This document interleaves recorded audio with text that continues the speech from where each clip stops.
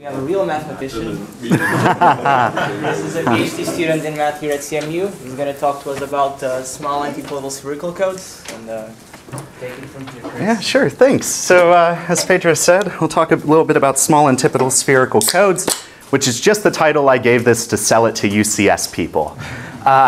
It's okay, really we're just going to talk about a nice problem with vectors. This is joint with Boris Buk here, sitting in the front.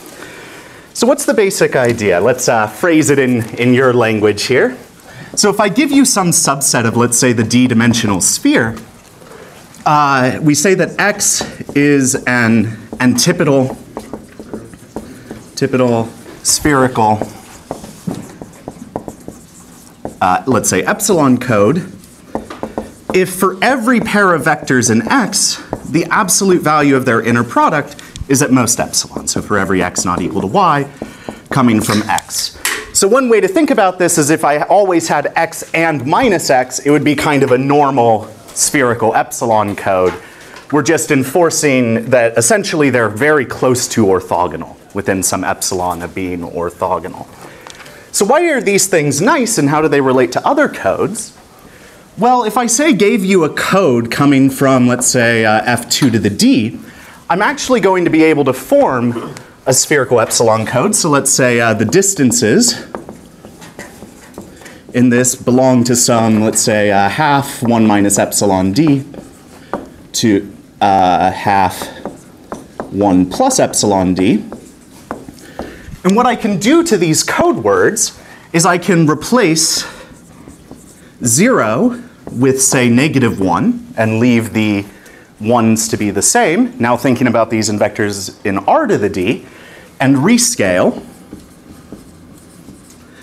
And now if I look at the inner product between two of these modified code words, this relates to their Hamming distance as just 1 minus twice the Hamming distance between x and y divided by our dimension. So if I give you an actual code in f2 to the n with distances that are around 1/2, I can actually turn it into a antipodal spherical epsilon code in this way. So they're generalizations of these normal codes. So what's known? Well, oftentimes we care about when epsilon is, say, some fixed positive number. And if this is the case, a random construction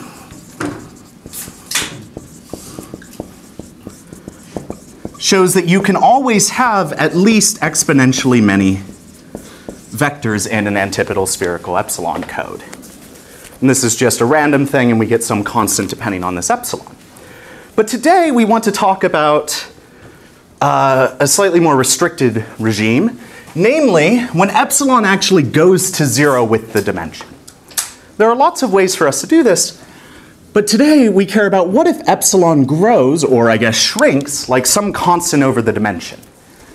Now a random code, we're not going to be able to get exponential. This was only for an epsilon strictly bounded away from 0 as the dimension goes to infinity. And in fact, it's not hard to show that in this regime, with some constant over d, the number of vectors in my spherical code can't grow larger than basically d itself. And we'll see why this is. And this is the regime we want to study, constant over d. And in fact, to make our lives a little bit easier, we're going to flip around the question. So instead of fixing the angle, I'm going to kind of fix the number of vectors and ask about how small this angle can be. So we'll see in a second. So definition, let's call it theta of dk. Well, this is going to be the minimum over x, the maximum over all guys coming from x, of the absolute value of the inner product of x and y, where x is coming from the d-dimensional sphere and has size d plus k, let's say. This is exactly the regime where we're getting a constant over d to be this epsilon. So what I'm saying is if I give you, say, d plus 20 vectors, I want to know how close I can make these vectors to actually being orthogonal. And this theta of d is measuring this discrepancy from having 0 inner products everywhere. So while most of what we're going to say today works for k growing little o of d, it'll fail once k grows on the order of d. Mostly in this talk we're going to focus on when k is fixed and d goes to infinity. So say I have d plus 20 vectors, a very small excess number, and as d goes to infinity, I want to understand how close I can make them to orthogonal in this limit. So let's do a little example to make sure we understand. Okay, theta of d0 is what? 0, right? I give you d plus 0 vectors in R to the d. How close can I make them to orthogonal? Well, they can be orthogonal, right? I can just take a standard basis, and we're happy. Okay, what about theta of d1? So now I have d plus 1 vectors in R to the d, and I want to arrange them so that all the inner products are as close to 0 as possible. At least let's give an upper bound. Well, 1 over d minus 1? Well, you can actually do 1 over d, slightly better, right? And what is this? This is just the regular simplex. If you do the computation, all of the inner products in the regular simplex are going to be negative 1 over d, but we're taking absolute values here. Okay, actually using the regular simplex, we can at least give an upper bound on this in general for, say, a fixed k. Namely, theta of dk, we could say bigger than, and throughout this talk I'm going to maybe suppress some lower order terms. Oftentimes we do know these, but it's just a talk, so we won't worry about them too much. We can at least get k over d as an upper bound. And the idea is what we could do is we could just take the direct sum of a bunch of simplices, where each of these live in, say, R to the d over k. So if we take these guys, we're going to end up getting d plus k vectors in total. Vectors from different simplices are actually orthogonal, and within that same simplex, we're getting inner product 1 over d over k, just k over d. I'm just suppressing some lower order terms because we need a divisibility condition. That's not too bad. So what's known? Well, let's mention some lower bounds first. Well, you can prove that theta of dk, and again, we're thinking of k as fixed, d is going to infinity, or at least k is little o of d, is going to be at least roughly the square root of k over d. And this is known as the Welch bound. And it's a pretty simple application of Cauchy-Schwarz, something I like to call the trace rank inequality, which says if I give you some symmetric matrix A, the trace of A squared is at least the trace of A squared divided by the rank of A, which is just an application of Cauchy-Schwarz on the eigenvalues of A. But if you plug all this in, letting A be the gram matrix of these vectors, you end up getting a bound that's roughly square root of k over d. Right. So let's see here, our results. Well, one thing that we're not going to talk much about today, but square root of k over d is correct, roughly. Namely, again, for a fixed k, and d going to infinity, we're going to be able to show it's at most 1 plus epsilon square root of k over d, where epsilon goes to 0 as k gets big. So there are actually constructions achieving roughly square root of k over d. If you let me give you, say, an extra factor of 2, it's even easier to do it. But what I want to talk about today is actually lower bounds. So what are our lower bounds? Theta of dk is at least roughly some alpha k over d, where alpha k is a little bit strange, and I can never remember this number. So I'm going to have to read it off here. It's k times k plus 1 divided by k minus 1 times the square root of k plus 2 plus 2. Okay, strange number and seems pretty worthless at first glance. But let's see what this actually is telling us. I mean, isn't that just root k? Yeah, it is. In fact, this alpha k, as k goes to infinity, this looks like the square root of k plus 2 minus little o1. So we improve by a whole plus 2 inside of the square root. Oh, great. But why is this interesting? Well, one thing is this bound, if we actually do all the lower order terms as well, improves on the Welch bound. So improves on Welch. or Welch, I don't know. I've only ever read it. Okay. Sorry.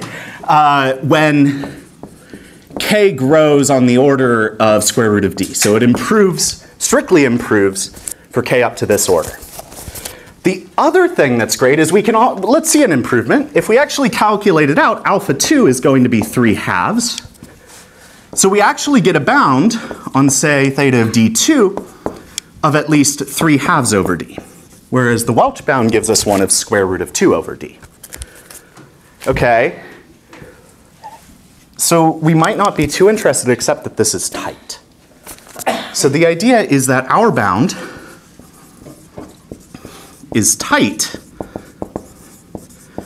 for k belonging to 1, 2, 3, 7, 23. Yeah, let's ignore 0. I guess it does give you 0 as well. What? Because alpha k is 0? Is that right?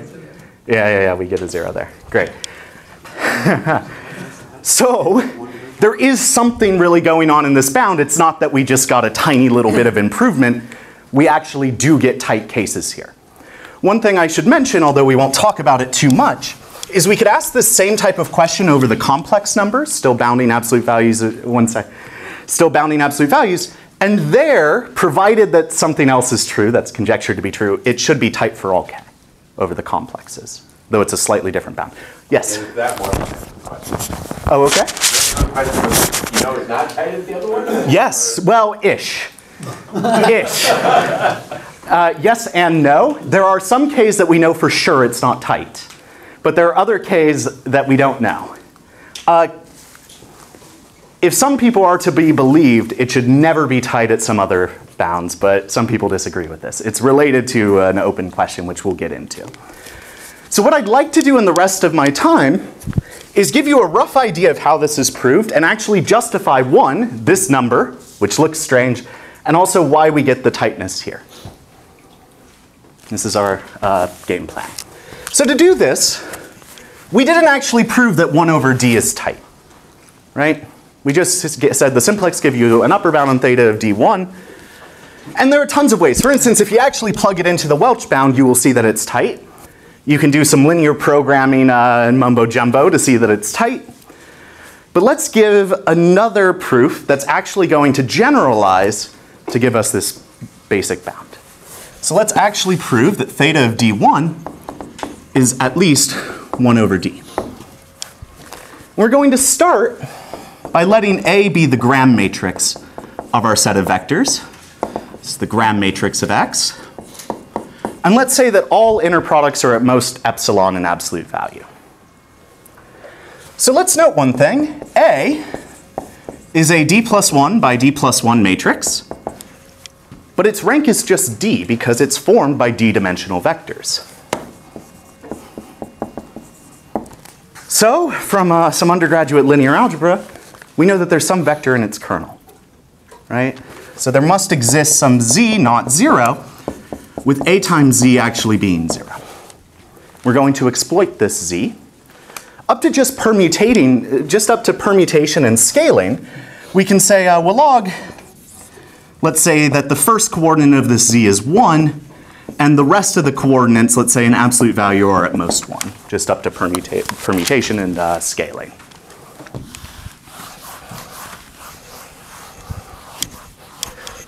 Well, so I have this equation az equals 0, so let's just look at the first row of this equation. Az, look at the first entry. Well, we can write this out. This is the sum I equals 1 up to d plus 1 of zi times the inner product of x1 with xi. So writing out what this equation is telling us. And we can pull off the first term. I know that z1 is 1. And I also know that the inner product of x1 with itself is also 1, right? They live on the sphere. So let's write this as 1 plus the sum of the rest. So I at least 2.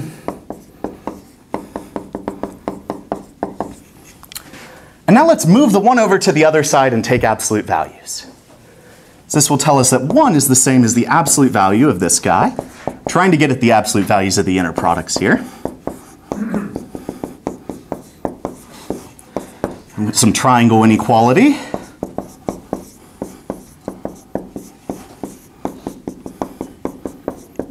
And now we can use some bounds. All of these are at most epsilon in absolute value by assumption, and all of the zi's are at most 1. And there are d of them. So this is upper bounded by d times 1 times epsilon, dividing out by the d, and you're done. Very nice. Questions? Okay. So how can we expand this to get at some theta of dk? Well, we could try the same trick, right? Namely, we know that now the Gram matrix lives in R to the d plus k by d plus k, and the rank of A is still d, so we know that the dimension of the kernel is actually going to give us k, right? So I could just pick a vector from the kernel, do the same thing, but unfortunately I'll still get the same bound of 1 over d, right? If I give you any arbitrary vector from the kernel, I don't know much about it. So let's not make a choice yet. We can repeat some things by basically doing this argument a bit better. So if I give you any z living in the kernel that's not 0, let's try to repeat this argument. Instead of logging it and getting at one of the coordinates right away, just let's look at all of the guys here. So I can say look at the ith part of this equation, the ith row of this equation, and I can write something down very similar. This is zi plus the sum over all the rest j not equal to I of zj times the inner product of xi with xj. I can do this rearrangement to get that the absolute value of zi is at most, and I'm going to pass the absolute value in, sum j not equal to I, absolute value of zj, xi with xj. So what have we done so far is we've not just looked at a single coordinate to begin with, but where's something else we can improve? Well, over here we were very, very messy. We just implied, we have an inner product here, and we just basically said, okay, bounded above by L infinity times L infinity. Instead, let's break it up as L1 times L infinity. We have an L infinity bound on this guy right here, namely epsilon. Now I could say the sum j not equal to I of the absolute value of zj.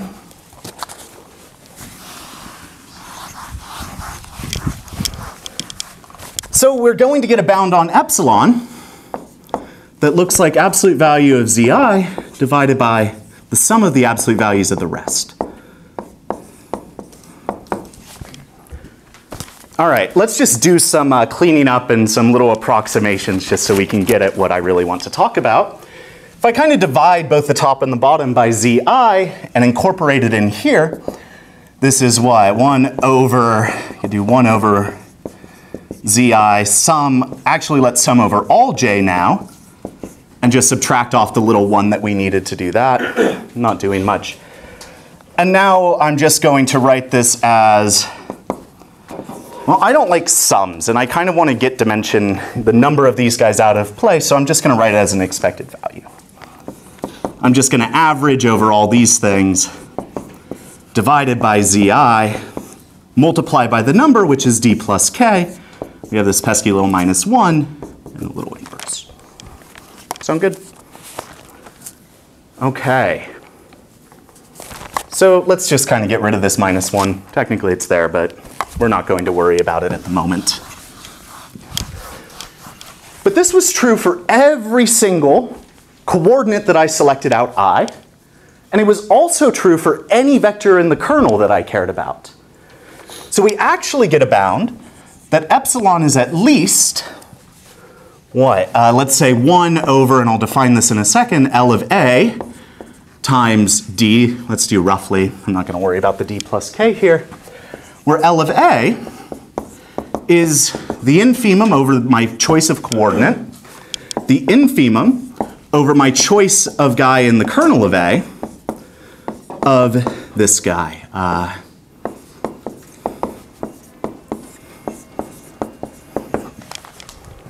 Right? I mean, again, I'm being rough, but we get something that looks like this. Fortunately, this doesn't seem to have made our life any easier.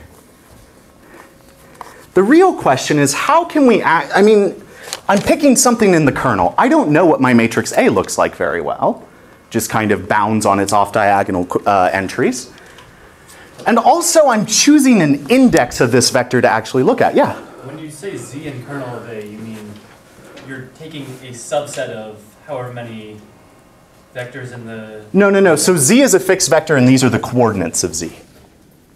Yeah. So this is Z equals Z1 through Z, however big I am, I guess, like D plus K, I think.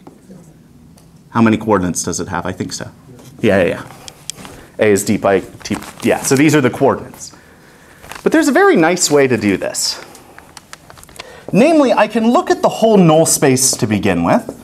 So I can do this where N is going to be kind of the matrix that has a basis for the null space here. So that's going to be D plus K by K, and that's because the rank of N is K.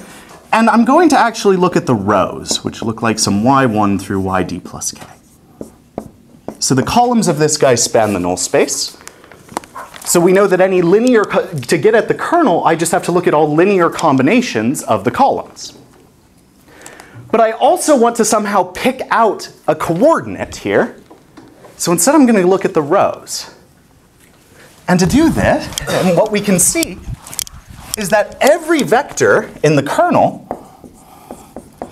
has the form some v inner product y1 through v inner product yd plus k, where I just pick any vector in R to the k. And this is just telling me the linear combination of the columns that I'm taking, but I'm just looking at it over the rows. Because now I get to pick out the coordinate maybe a bit easier. So let's rewrite it. L of A, I could, instead of thinking about A, I could think about the rows of the null space. So let's say it's L of y1 through yd plus k. Now if I pick out a coordinate, that's the same as picking which row I'm looking at. So I could say this is, again, the infimum over my choice of I. And now picking a vector in the null space is the same as just picking some vector in R to the k to inner product everything with. So v in R to the k of, again, this thing, I take the expected value over j, absolute value of now the inner product with v with yj, divided by my special guy. But now I just have a nice subset, I just have really here a subset of R to the k, which spans R to the k, and I'm looking at some linear form over these. Ish, because I have an absolute value. So what is this really trying to do? Well, in some sense, say that k is 2, the yi's just live somewhere in the plane, and I'm trying to locate for you a vector v that makes this guy small. So what I would like v to do is have some vector yi which lives roughly in the same direction as v, but on average, the rest of the vectors live in a small strip. So in other words, this guy is going to be small, whereas that guy is going to be big. And that makes this whole thing small. This makes sense. Questions so far? We did a lot right here. We're going to do one more thing, and that's say, we're looking at d going to infinity, and I don't want this to really depend on d. That's why I got rid of the d by doing an expectation here. So really, also these y's could be a multiset, right? There's no reason that some of these y's can't be repeated, because they're just the rows. So in the limit, this is just going to be an arbitrary probability mass, right? I mean, Borel, at the very least. So let's just define this.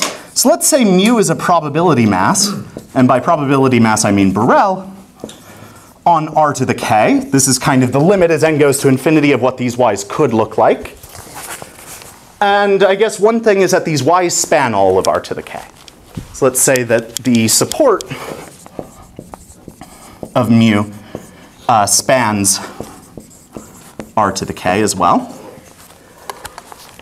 And what we've just proved is the following. Theta of dk is at least 1 over d times 1, okay, I should say roughly, 1 over the supremum over all of these possible mu's on r to the k of L of mu, where L of mu is exactly this thing, except now instead of picking out the actual vectors, I'm just going to look at all of mu. So this would be the infimum over all y in the support of mu,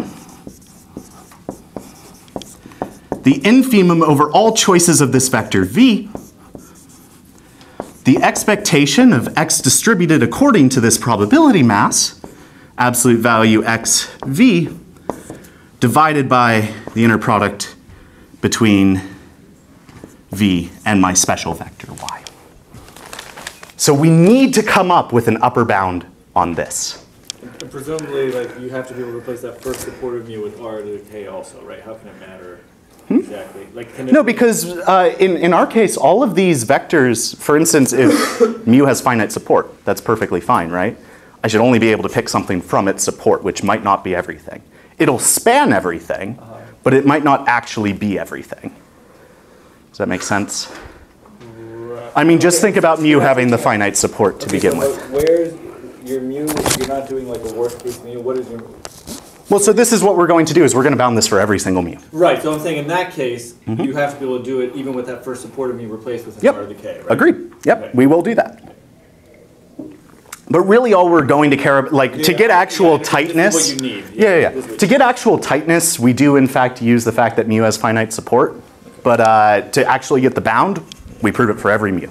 Every Borel mu whose support spans r to the k. So what do we need to prove? Well, the bound I gave you before was some alpha k over d.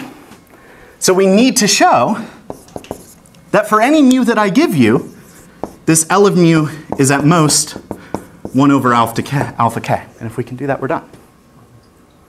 So hopefully we can do that. But there are a few issues. Let's just go back to the points to begin with. These yi's could be literally any points in r to the k. I don't know what they look like. And how am I going to say something about an arbitrary point set that I really don't know anything about? Well, here we're going to exploit the fact that this L of mu doesn't actually care about a specific point set. We only care about it up to affine transformations. So for instance, if I give you any q that's glk of r, I can look at moving mu by q. And if I look at this function applied to that, it's not going to change anything. There are a few ways to see this. One, I can just pass the q across and collapse it into the v because I'm taking the infimum over v's. The way I like to see it was, remember that originally n was just, go back to the finite case, n was just this. By multiplying by q, all I'm doing is just picking a different linear combination of the rows, or in other words, a different basis for the null space to begin with, right? I just gave you an arbitrary one, and all I'm saying is, well, I can pick whatever basis I wanted to begin with of the null space. So this tells us that maybe, instead of looking at an arbitrary mu, let's look at a mu that has a nice form. We worked a while on this, figuring out the nice form. Turns out that it's isotropic position that we want.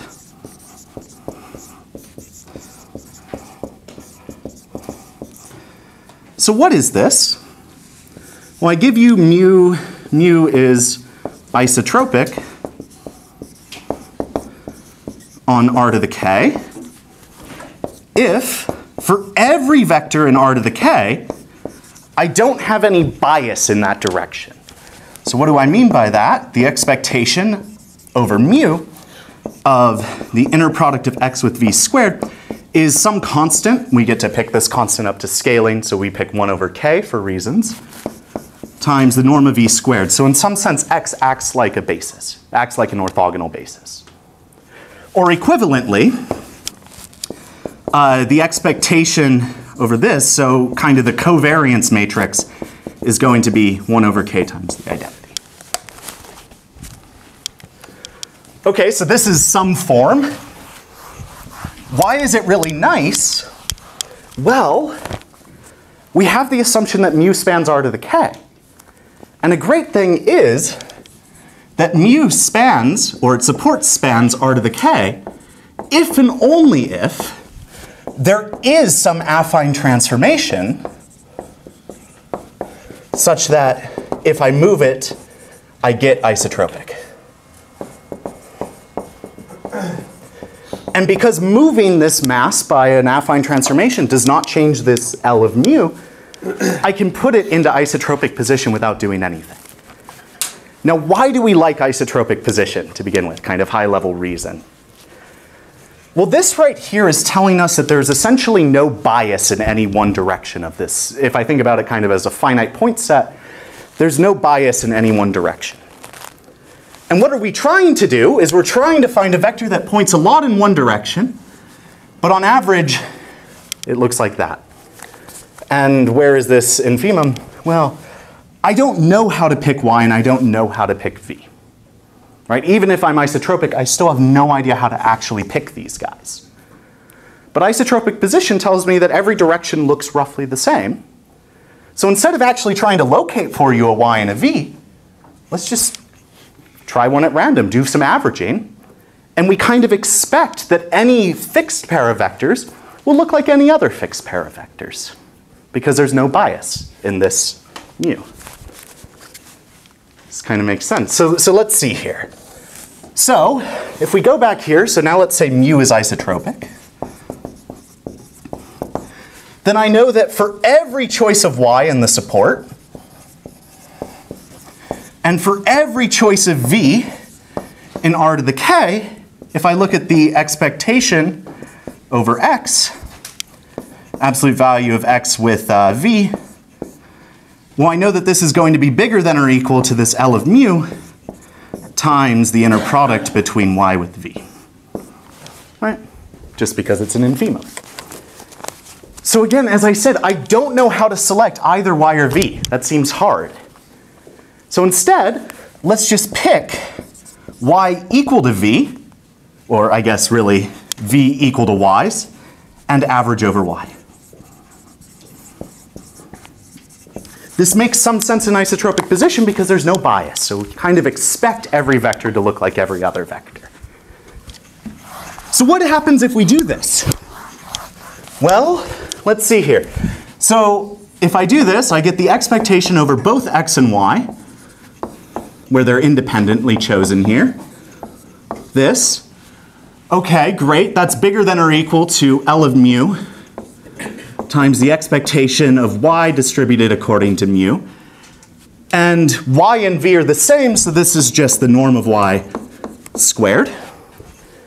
And here's the reason that we decided to pick this actual normalizing constant of 1 over k, is so the average, the expected value of a norm here is 1.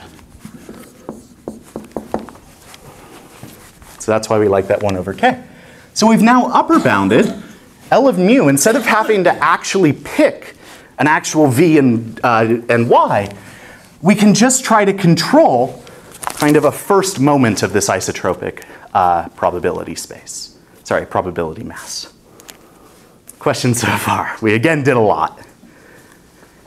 Now, it's somewhat surprising because we're actually going to say in certain cases we can reverse this process, even though it seems like we lost a lot by the averaging. Okay. So, now we'll give you the theorem, which proves everything. Let's let mu be, so mu is isotropic on R to the k. Then in fact, if I look at this first moment, this is at most 1 over alpha k. But more than this, we can actually classify equality cases, and this will explain to you where the alpha k is coming from, and where those numbers 1, 2, 3, 7, 23 are coming from. With equality, if and only if mu is uniform on a system, and we'll explain what this means in a second, of k plus 1 choose 2 equiangular lines.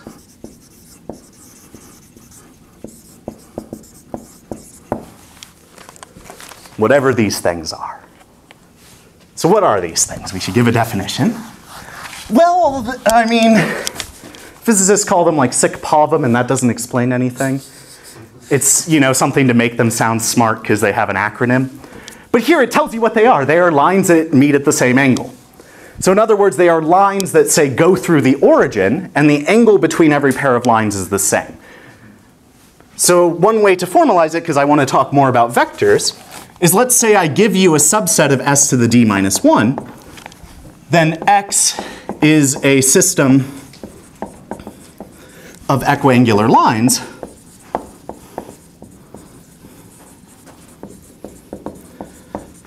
if no matter which two vectors I pick, I'm always going to get the same inner product in absolute value. So for every x not the same as y in my set. So essentially from every line, just pick your favorite vector.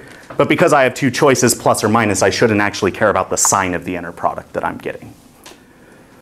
Okay, so we should explore something else. So I told you what equiangular lines are. Well, let me give you an example.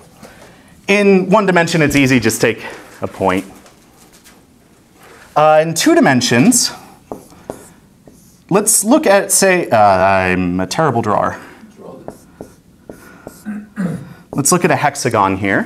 What I can do is I can look at the 3 lines that go through the opposite vertices, and these you'll see all meet at the same angle. So we can get at least 3 lines in R squared that actually are equiangular. I think the 3 lines you draw are not the ones you want to draw. Yes, they are. They're exactly what I want to draw. No. What? No, the problem is there's an axis which looks like the third line, and Well, this is my line. This is. One is, Oh. one of the angles is 90 degrees. that's the one you want. What? You missed the Yeah. corners with your... You failed to draw one line and also had an axis. What am I? Wait, what am I doing now? Now it's a bit better. This is what I drew. I'm very confused. Do I need a different color? Sorry, I'm very confused. These are equiangular. What are you talking about, Boris? You really put the advisor and adversary. These are equiangular, yes? Yes. Okay, good. Good. I'm not crazy, but I can't draw. That's still true. We could also think about, say, take an icosahedron in 3 dimensions and do the same thing. Take the lines that go through antipodal vertices there, we'll end up getting 6 equiangular lines there as well. So a general upper bound on how many equiangular lines I can have is, if I'm in k dimensions, I can have at most k plus 1 choose 2 equiangular lines. Let's give a very short proof of this, because actually the proof goes into the proof of this thing as well. Namely, if I look at the Gram matrix, let's call it A, I'm going to see 1s on the diagonal and plus minus some beta on the off diagonal. Well, let's square this thing entry-wise. Right? Kind of the wrong operation to do, but sometimes combinatorially it works out. So we call this the Hadamard square, which is multiply matrices how you always wish you could. Well, this will give us 1s on the diagonal and actually beta squareds on the off diagonal. And let's note if the size of x is n, then, okay, beta equals 1 is silly, so let's ignore that. Then actually the rank of this Hadamard square is n. It's a full rank matrix here. But I can give you an upper bound on a general rank of a Hadamard product of it's at most the rank of the original rank plus 1 choose 2. This can, if you haven't seen this before, it's a nice exercise. Look at a column space basis and see what happens when you entry-wise square it. And it'll turn out that it'll be spanned by the entry-wise products of the basis vectors, but order doesn't matter. And this right here, the rank of A is k. So we get k plus 1 choose 2. So there are at most k plus 1 choose 2 equiangular lines in R to the k. So what we need for this theorem is for this upper bound to actually be tight. So what's known about this upper bound? So fact, this upper bound is known to be tight. This k plus 1 choose 2. for k belonging to 1, 2, 3, 7, 23. It's not known for any other values. So let's also explain where this alpha A is coming from. Alpha K is coming from. Like, what's the, like, how, what was the most recent contribution to this list? Like, is this Probably old lore, or it's pretty old, I believe, to be honest. I think the 23 was the one added by like Henry Cohn a while ago, I think. It's Henry. Not 100% sure, but what are they coming from? Well, 1 is easy, 2 is the hexagon, 3 is the icosahedron. The 7 comes from, well, essentially both 7 and 23 are coming from Leech lattices and E8 lattice, I believe. Basically looking at certain things in these lattices.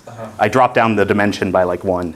Right, okay, So I'm looking. 24 is where there's this very efficient sphere packing, is that what I'm looking? Yeah, because it's using this lattice and the construction of 23 also uses it.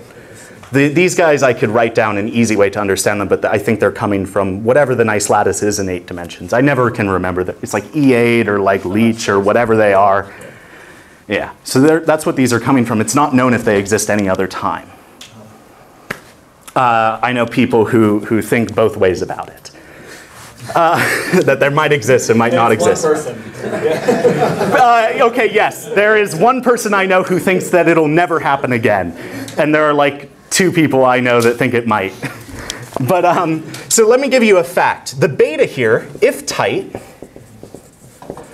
the beta, then we get 2 things. Then 1, x is isotropic in the sense that the uniform distribution, uniform over x, is isotropic, which is what we're claiming over there, the tightness. We need an isotropic mass. This is a calculation. And also, 2, the angle that we get here is exactly 1 over the square root of k plus 2. This is, again, a calculation that you can do. So let's explain what this alpha k is. Well, it's whatever we get by actually having this tightness. So on the off diagonal, I'm always going to get 1 over square root of k plus 2. Except on the diagonal, I'm getting 1s. Divided by, and I have k plus 1, choose 2 of them. That's what this mysterious alpha k is whatever I get by plugging in this system of equiangular lines. The other thing I should mention, fact, for k at least 4, if this bound of k plus 1, choose 2 is tight, then let's see here, the square root of k plus 2 must be an odd integer.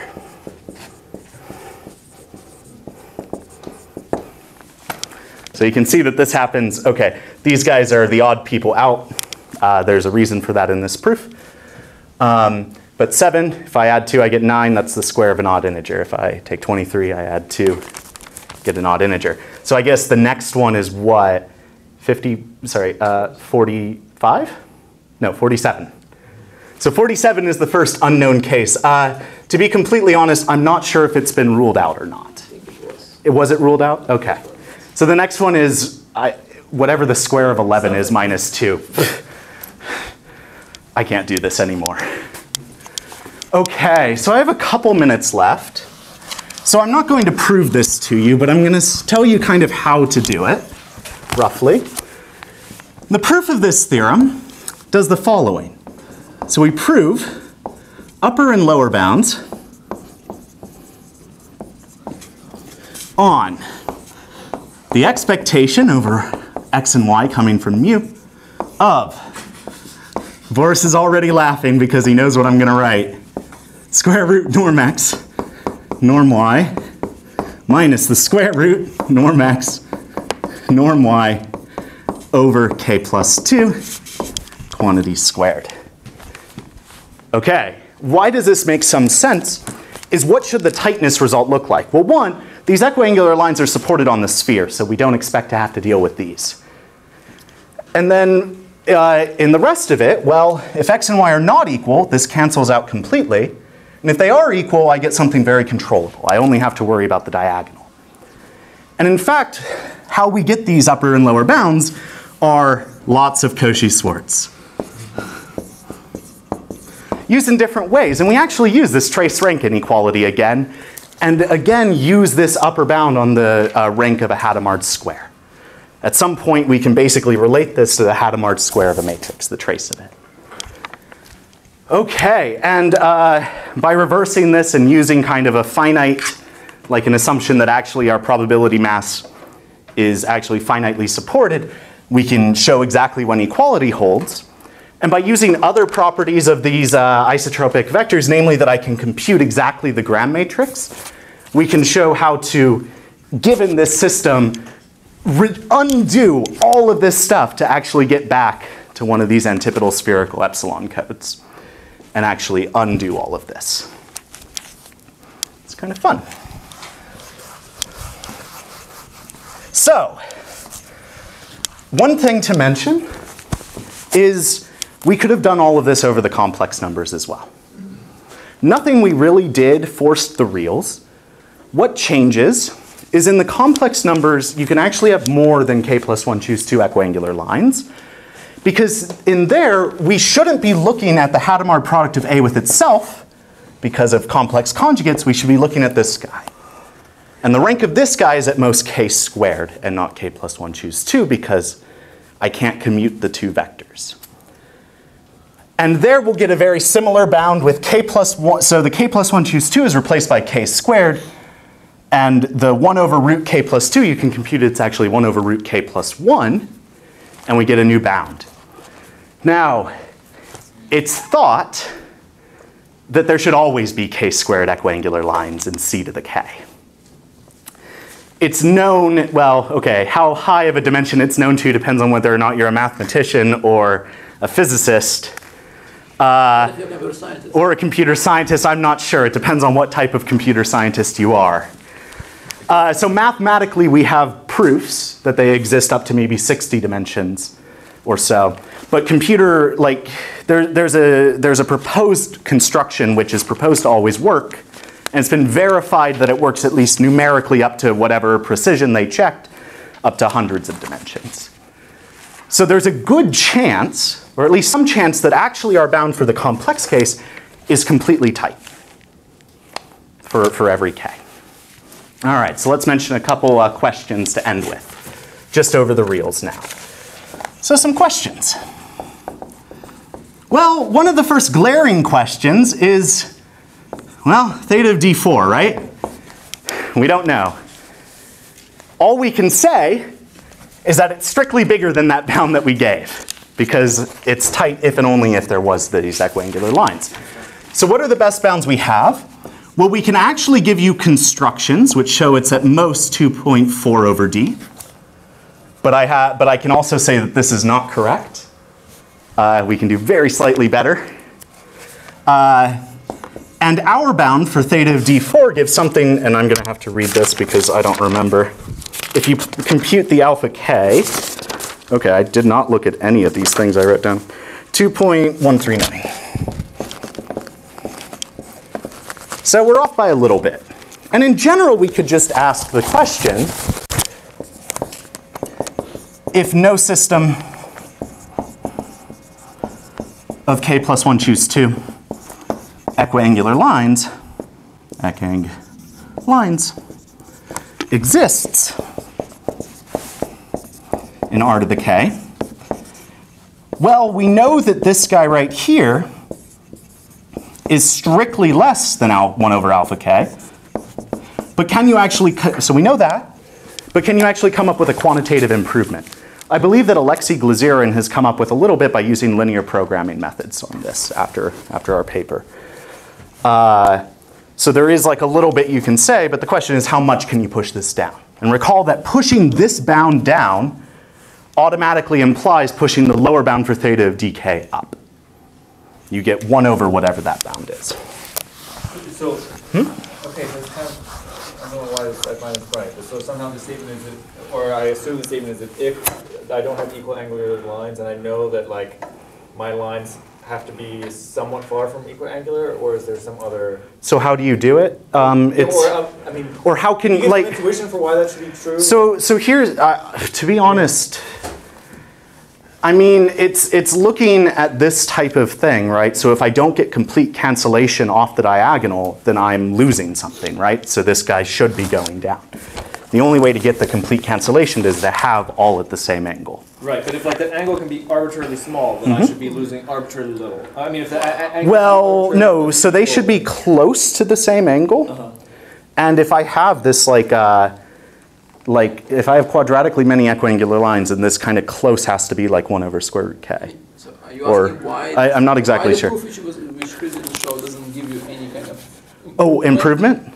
No, I guess so. I'm just Or how do you get an improvement possibly? Okay, so is it the case that the way you get an improvement is by making a statement that if I don't have equiangular lines, So what then you're- any collection no. of lines is actually like So not actually. equiangular? So No. what's actually happening is in the proof of the k plus 1 choose 2, and also our proof, all we use is rank inequalities. That ignores the actual geometry at play. Oh, I see. So what you actually do is you do linear programming on the sphere by using Gegenbayer polynomials. And yeah, right? It's a nice orthogonal basis for spherical things. And those actually exploit the geometry. Without So- caring about exactly what the angles are. Exactly. Yeah. So it has been proved that, for instance, we know that if k is not like 2 less than an odd square or whatever, that you can't do that. But actually using these linear programming techniques, people have been able to subtract off a linear term in k for some things. So Alexei, while he hasn't published his paper, he claims that he can prove this a little bit by using the same type of linear programming bounds for certain cases. Okay. Yeah, so this is kind of it, is you use something that is actually exploiting the geometry, which the actual rank inequalities weren't. Yeah. And in fact, Alexei has told us that he can actually prove our bound by also using this linear programming, but I like our proof a lot more. I'm not, I'm not a huge fan of linear programming when I don't have to use it. Okay, third question, just to end us off. So here we were talking about antipodal spherical codes. We could have easily just asked about actual spherical codes, right?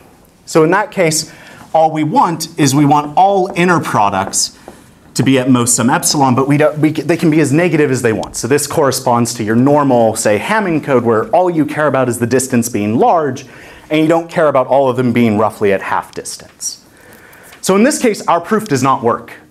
As you saw, we very heavily exploited the fact that we can control absolute values everywhere throughout it.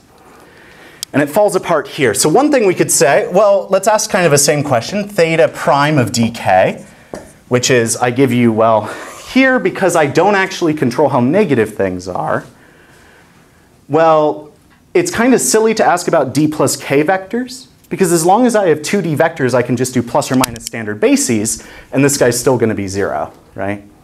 So really, it's the same min over x, max, x not equal to y, and x, inner product, where now the size of x is, let's say, 2D plus k. So now it has to be bigger than 0. So we're asking a non-trivial question. Using our bound, well, theta prime of dk, well, I could take, in our construction, say, an antipodal spherical code and just also put in the negative signs and get one of these. This is going to be less than roughly, I'm going to ignore some annoyances, like k over 2 here, let's say, which, as we said, is roughly square root of k over 2 over d. You can use some linear programming bounds to get at least roughly k over d squared, which is not very good, and this seems to be the best you can do with naive linear programming, as we're off by a term of d in the denominator. But actually with Igor Bala, a little bit after we put this paper out, he was able to actually give a lower bound that looks something like cube root of k over d, times whatever constants that don't depend on k or d. So really, we're sandwiched between whether or not the answer is cubed root of k or square root of k, if I ignore some extra constants. And we don't know how to get around that unless you've made some progress on it that you haven't told me about. Yeah, so there are some questions. Thanks for listening.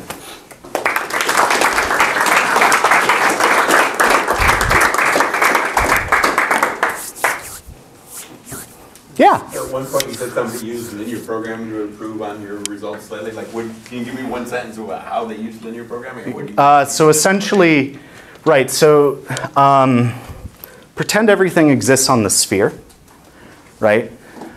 So what we're going to do is we're going to approximate the absolute value function by some, say, polynomial that works nicely. And now use Gegenbayer polynomials to do the normal spherical linear programming and find nice ones that work and then try to generalize. Using this method, Boris and I also had another conjecture about what happens if I say, this is like the L1 norm, let's look at the LQ norm. And this actually tells you something if we go back. We're caring about kind of the L infinity norm of the off-diagonal entries of a matrix. What if I care about like the LP norm? You can do everything and get to like actually an LQ norm here where P and Q are Holder conjugates. And Alexei was actually able to solve our conjecture. We expected the same thing to be true if I put like to the power of Q here. And he was able to do that with linear programming, these Gegenbayer polynomials, although as far as I'm aware, he hasn't put the paper out yet. So maybe there have been some issues in what he's been trying to do. I'm not exactly sure. But yeah, so it's this Gegenbayer polynomial type of linear programming thing, much like, right, like there are linear programming bounds for f2 to the n using certain nice polynomials. And these Gegenbayer polynomials are kind of the right thing to use for the sphere. They're like a nice basis of, orthogonal basis of, I think they're called like zonal harmonics or something. I'm not 100% sure. But yeah. Other questions? Yeah. So I guess there are no explicit values of k where there's a better, where you have a better lower bound than your general lower bound, right? What's our? Sorry? Like your root, this formula with the square roots of stuff. That's basically root k plus 2. It is the best as long as k grows at most on the order of square root of d. Okay. Yeah. So up to root d is the best. Yeah. So up to root d, ours is the best. Once you get above root d, there's a part in our proof where we use this kind of bound on a rank of k plus 1 choose 2. But once that becomes bigger than d, you could have actually improved. And if we do that improvement of replacing this kind of rank bound by d instead of this, we recover exactly the Welch bound from our technique. So it is very much exploiting some small dimensional thing when k is actually very small compared to the number of vectors. Okay. Yeah. But we do recover the Welch bound in that case, actually, with our technique. Okay, and on the other hand, I'm sure there are a bunch of cases where we know that there aren't these equiangular. Oh yes, anything that is not 2 less than an odd square, we know it's not there. Right, sure. And there are some quantity, depending on how far you are between odd squares, you can get quantitative improvements that look like k plus 1 choose 2 minus a linear term in k. Yeah, I mean, I can send you papers if you want. They're using the spherical, the linear programming on the sphere. Mm-hmm. I mean, one thing that is nice as well is that if I want to know how many I can have, there is a general lower bound of quadratic in k. I believe it's like something like 2/9 k squared, done by Decan. It was open for a while whether or not there always are quadratically many, but we now know that there are. But not quite up to the threshold. Yeah. All good? Cool.